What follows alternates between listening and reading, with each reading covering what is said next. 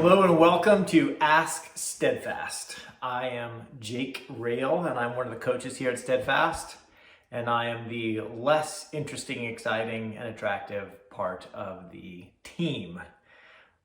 I always wonder when it's just me on here, how many people click on this video and they're like, dang it, it's just Jake. But it is, it's just me. If you haven't been following so closely with this season of our life, you may not know that Whit is currently pregnant. And so she's got sort of good days and good times and bad times during the day. And so sometimes when it comes time to record, I'm flying solo. So here I am. Now, what we like to do with Ask Steadfast is sort of address the questions that come up to us. And as we approach this holiday season, one of the questions we've been getting asked most often is, how do you deal with the stress? How do you handle the stress? Holiday stress is something that a lot of people talk about. And so I want to take a crack at just sort of answering that question. Now, I want you to know that I am not some sort of a psychologist. I have not researched the neurochemistry of cortisol and fight-flight response and all of these things, but I've experienced some stress in my life. And so I'm just going to stay in my lane and I'm going to speak to you about my understanding of this, my growth with it, my experience with it, and how I've sort of learned to handle it in my life in hopes that it can help you in some way. So my experience with it comes mostly from being out in the mountains and playing sports. Playing sports, you can get a lot of stress kind of piled up on you because sometimes our games were on TV and we were playing against, an opponent that was talented, and I had a job to do and the coach was going to put me in. I had expectations from a coach and from teammates and from fans, and there are announcers that are critiquing how I'm doing this stuff. And man, it elevates things in your body. It gets you feeling stress. Also, sometimes when you're out doing stuff in the mountains, even though I was never doing any crazy like Bear Grylls type stuff, sometimes you're making decisions where poor choices or poor execution result in death. And in terms of fight, flight, stress response, cortisol, it's purpose, right? It's for those moments. But even in those moments, you kind of don't want to be necessarily subject to the effects that cortisol has on your body, to your body's natural response. And so you want some sort of management system in place in terms of developing, I guess, a relationship with stress is what I would say as these moments come up. So I looked up stress in preparation for this. I looked up the definition of stress, and it was describing the body's response to a stressful circumstance, to a circumstance that is adverse or difficult. Already, I'm not on board with this. Circumstances are neutral.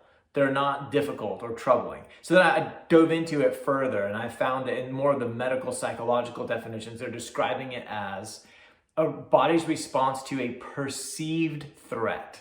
I love that they're being a little bit more honest about that than Webster's dictionary was. It's a response to a perceived threat. And nothing's really wrong with it. You have a perceived threat, and then your body releases cortisol. The cortisol puts you into, however you've heard it described, fight or flight. Sometimes it's a fight, flight, freeze, fawn, flop. The fight, flight, freeze, fawn, flop are the five that they kind of describe as the ways that we can respond to that. And in all honesty, it's really no big deal, which is important to know. That's all fine. Everything's operating exactly as it should be. The trouble comes when the perceived threat sticks around. That's not to say there aren't threatening times in your life. There definitely are, but they usually have come to an end. And if you're watching this YouTube video, hopefully they have come to an end for you. If not, you probably want to shut this thing off and take some more evasive action. But if you're just watching me with this right now, whatever the perceived threat is, it's not affecting you in this moment. You are past it. And so however it's showing up in your moment right now is actually from your brain bringing it into the present in this moment. The problem with this is that now the cortisol just stays. We keep flushing it. So normally there's an event, and then there's a thought about that event that causes a feeling of stress, releases cortisol. So the cortisol is the response to the feeling of stress. And then the cortisol sort of works through its system. It does what it's supposed to do. It encourages the action it wants us to take. And then it comes to sort of a natural resolution, this process. The problem is when we have the event, then we have a thought, then we have the stress, then we have the cortisol, then we think about it again, then we have the stress, then we have the cortisol, then we think about it again, then we, have the cortisol. Like it's when it perpetuates and goes on, because we're not designed to have cortisol in our system that often. And so in terms of back to the question, so how do you deal with the holiday stress? I guess the way I look at it is I like to understand my opponent and then come up with a strategy to counter it. Not to attack it, not to fight it, not to defeat it, but just to counter it. So I want to understand it and then counter it. I want to start with awareness. How would you know if you're feeling stressed, or what could you recognize or spot in this stress response that cortisol's in your system? Well, fight is a pretty easy one. We always imagine, like, am I going to attack the lion? Like, maybe you will. I don't know. That could be cool. But what fight looks like for me is white knuckling, hustling, and grinding. That's when I'm in that space. I know that I'm in a fight response. The problem with this grinding, hustling, and white knuckle sort of approach is that it leads me to burnout. It leads me to exhaustion, and it leads me to frustration. Honestly, I end up getting angry because I don't have the willpower, right? I can't just keep on fighting because I can't fight forever. Stress was never meant to establish a sustainable response. It's a temporary solution to a temporary threat. The second one is flight. And for me, this looks like buffering. And this could look different for everyone depending on your favorite type of buffer. But maybe you play little video games on your phone. Maybe you just decide, I'm just going to watch a movie on Netflix. Maybe you eat a snack. Maybe you go for some dessert instead of the healthy stuff. It could even be more extreme. It could go places like alcohol, drugs, pornography, wherever that is for you. That's going to be your flight response. I'm just going to get away from it. And the emotion that this usually leads to for me would be guilt or shame. The next one is freeze. This one's pretty easy to spot. This is your procrastination. Right? You just don't get anything done. It generally accompanies a feeling of overwhelm because you're stuck. So a feeling of stuck is another one. I'm like, I'm just not making any progress. The responsibilities just keep on piling on. I'm going nowhere. I feel the stress. Here comes my perceived threat is all of the things I need to do. Freeze response, procrastinate. And so that leads me in that cycle. And again, continual is not what it's supposed to be. Fawn would be sort of submitting to it. When I think about fawning, a fawn response to a threat, I think about that character from Winnie the Pooh, Eeyore, that would always just be like, I had a bad day. And you're just like, yeah, life is just too hard and I'm just gonna have to make my peace with it. And this is the way it's gonna be. And I'm just gonna learn to like my life with all. It's very apathetic. And so when you see that there are like maybe some obvious solutions that you aren't reaching for, that's when you can see, I see, I'm caught in a little cycle right here of the fawn state of this cortisol release that's coming from this perceived threat that I keep adding into my experience of the present. And then the last one is to flop. And this one's, you just quit. Flopping's like you're done. So flop is just like, it's too much. You're just gone. I think of like a hog-nosed snake does that, or those fainting goats that come to mind for the image on that one. But that one's quitting, and it really just leads me to a feeling of inadequacy and hopelessness. I'm just never going to accomplish these things.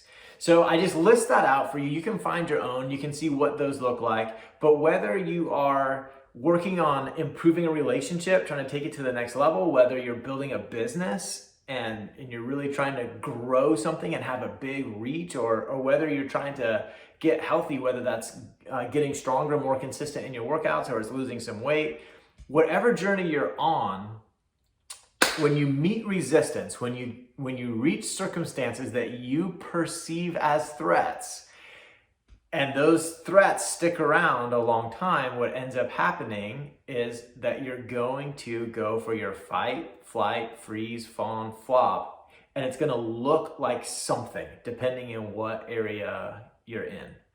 anything from the white knuckling to the buffering to the procrastination to the just submitting this is the way it is to a quit altogether.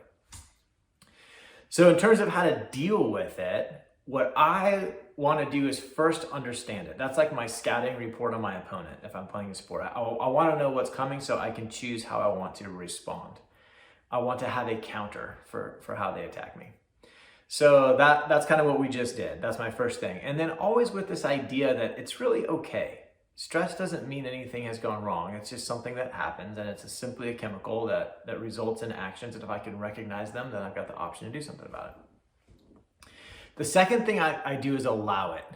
I don't want to resist it because now I just moved into my fight response, my white knuckling grinding, and I don't want to get into that space. So I'm not trying to fight against the stress with some sort of a solution strategy, steps 1 through 5, that's going to obliterate stress out of my life.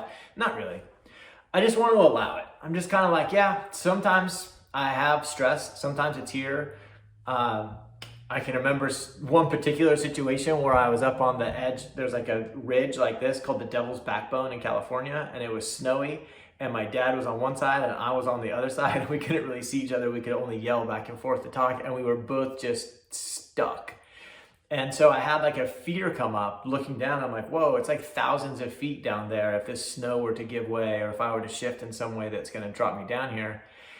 And I'm like, yeah, that's pretty appropriate. I mean, this is, if you're going to be scared, this is probably a good time to do it. And you just sort of allow it. And then you can even see, as I was recalling it, you take a deep breath. Now, that's one example, maybe even a little bit of an extreme example, but breathing is always a great idea. It's a great way to communicate with your body that things are okay. It's just to take deep breaths. Other things we'll kind of go into maybe in another video where we're looking specifically at habits that can affect this, that can help this.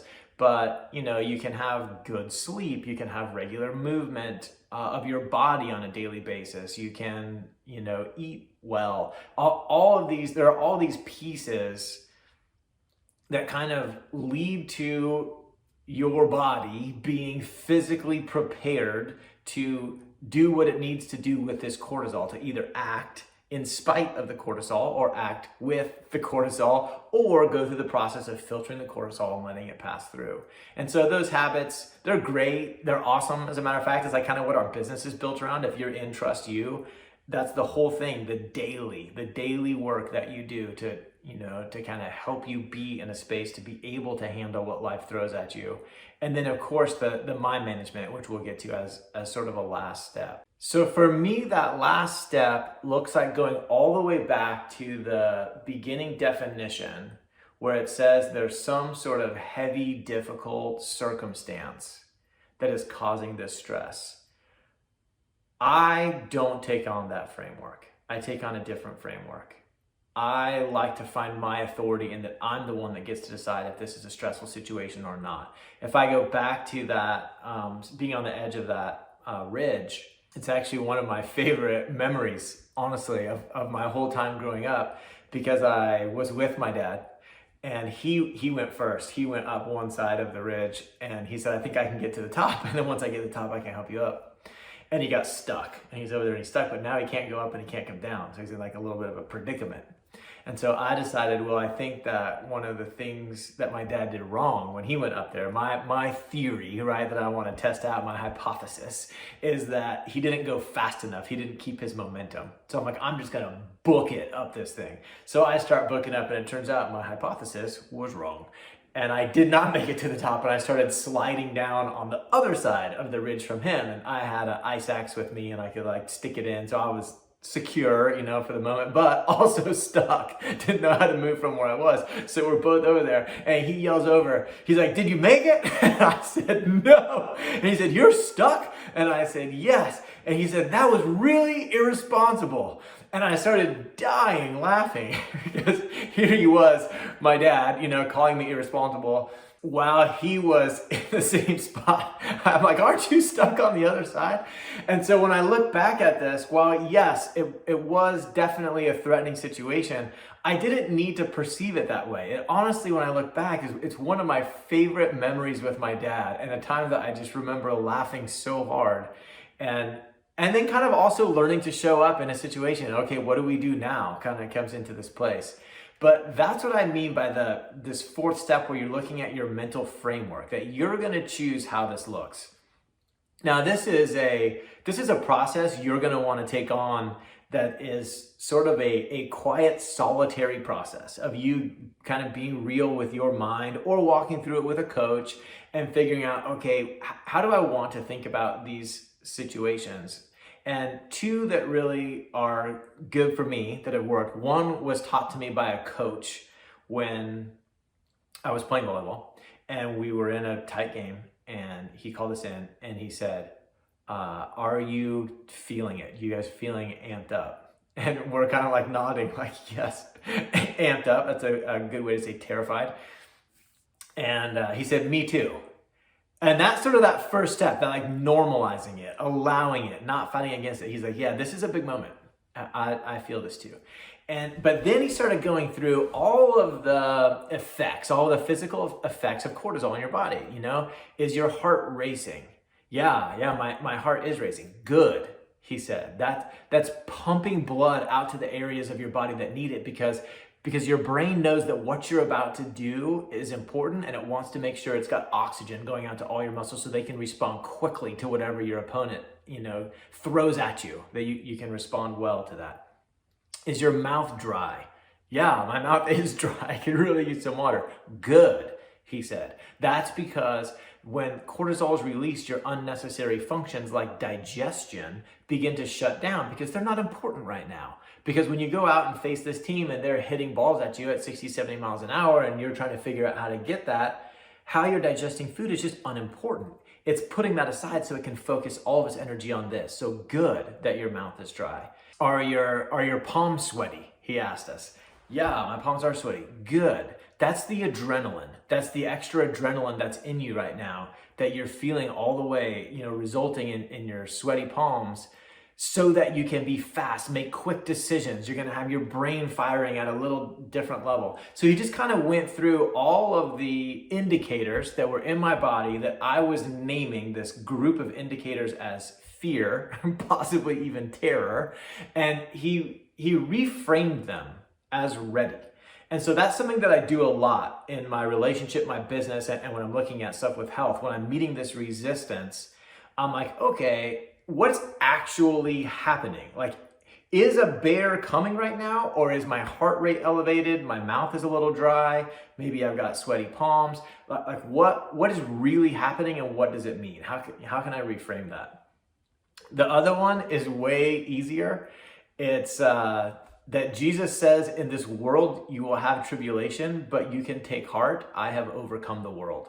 I think it's one of the most beautiful pieces of life coaching that Jesus ever delivered me.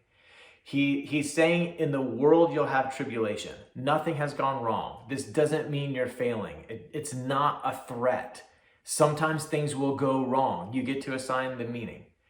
But you can take heart. You can relax. You can have peace. You are allowed to have peace even when there's tribulation, because I have overcome the world.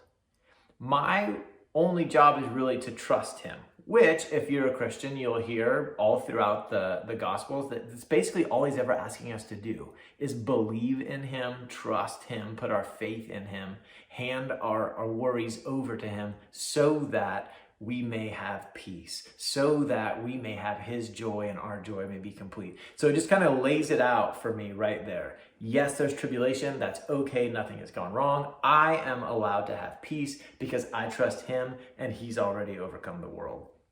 So that's sort of another framework that I use with that. It just sort of helps me relax. So I'm going to leave you with that. I hope that you can take some of that and make it your own and figure out what that looks like in your own experience in your life, and that can help you a bit as you approach this holiday season, which hopefully will not be stressful for you, but just magical and wonderful and filled with all of the great feelings that come inside during the holidays. See ya. Hey, thanks for watching this episode of Ask Steadfast. Whit and I are super excited to use this avenue to sort of spread our message.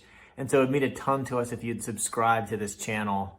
Additionally, if you have any questions you'd like to see addressed in future episodes, whether serious or funny, we'd love to see those in the comments. So leave that in the comment below, and we'll see you in the next one.